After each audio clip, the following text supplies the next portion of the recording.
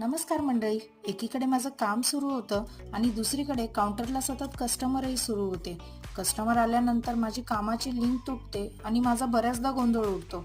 त्यात नवीन recipe try करायचं म्हटल्यावर अगदी छोट्या छोट्या क्वांटिटीमध्ये खूप सारे इन्ग्रेडियंट्स जमा करावे लागतात. आज तर मी 3 वेगवेगळ्या रेसिपीज ट्राय केल्या. ओव्हनमध्ये माझी केक स्पॉन्जेसची एक बॅच बेक होत होती.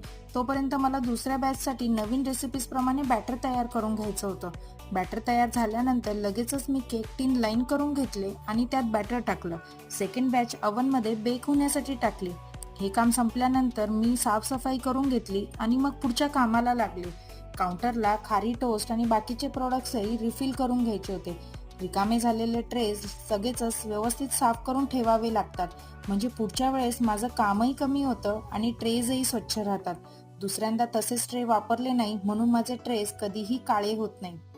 नमस्कार मंडळी.